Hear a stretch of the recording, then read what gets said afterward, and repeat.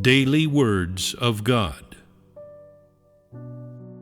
Whenever destination is mentioned, you treat it with special seriousness.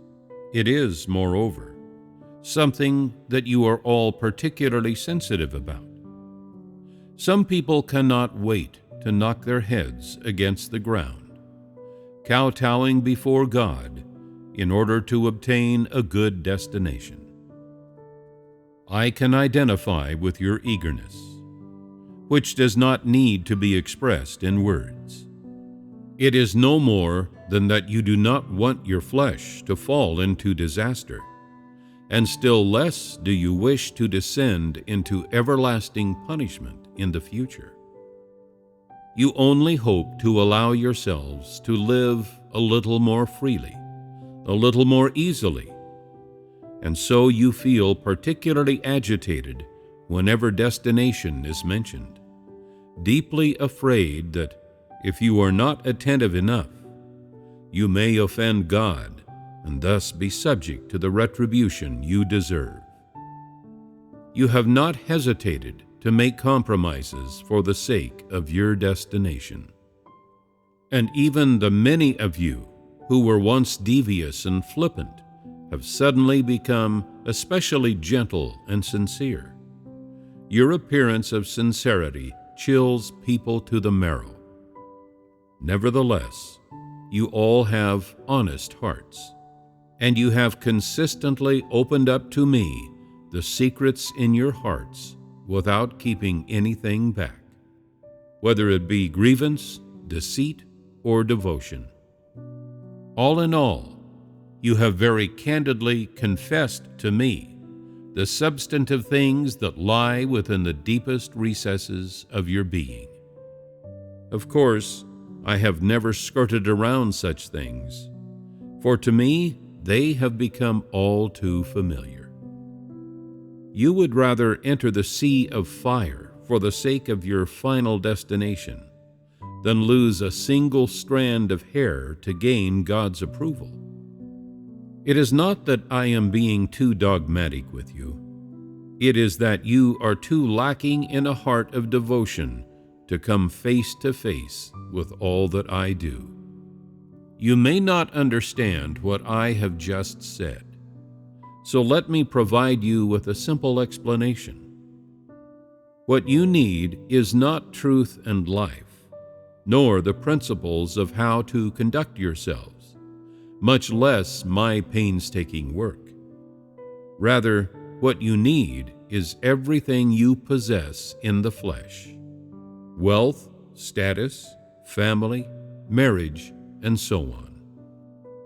You are utterly dismissive of my words and work, so I can sum up your faith in one word: perfunctory. You will go to any lengths to achieve the things to which you are absolutely devoted. But I have discovered that you would not do the same for the sake of matters concerning your belief in God. Rather, you are relatively devoted and relatively earnest. That is why I say that those who lack a heart of utmost sincerity are failures in their belief in God. Think carefully. Are there many failures among you? You ought to know that success in belief in God is achieved as a result of people's own actions. When people do not succeed but instead fail, that too is due to their own actions, and no role is played by any other factor. I believe that you would do anything it takes to achieve something that is more difficult and entails more suffering than believing in God, and that you would treat it very seriously, so much so that you would be unwilling to tolerate any errors. These are the kinds of unremitting efforts all of you put into your own lives. You are even capable of deceiving my flesh under circumstances in which you would not deceive any member of your own family. This is your consistent behavior and the principle by which you live. Are you not still projecting a false facade to deceive me for the sake of your destination, so that your destination may be perfectly beautiful and all that you desire? I am aware that your devotion is but temporary, as is your sincerity. Are not your resolve and the price you pay only for the sake of the present moment and not the future? You want only to exert one final effort to strive to secure a beautiful destination, with the sole aim of making a trade. You do not make this effort to avoid becoming indebted to the truth, and less still for the sake of repaying me for the price I have paid. In short, you are willing only to employ clever stratagems to get what you want, but not to do open battle for it. Is this not your heartfelt wish?